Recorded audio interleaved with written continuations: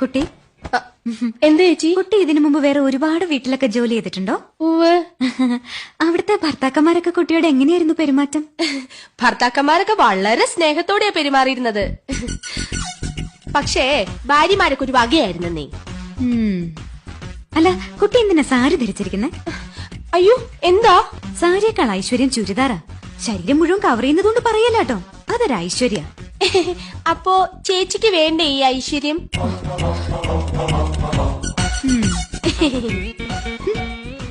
അതെ. എന്താ ചേച്ചി? കുട്ടിക്കറിയോ, വടക്കേന്ത്യയിൽ ഒരു വീട്ടില് വീട്ടുകാരന്റെ അടുത്ത് അവിടുത്തെ ജോലിക്കാരി അറിയാതൊന്ന് സംസാരിച്ചു.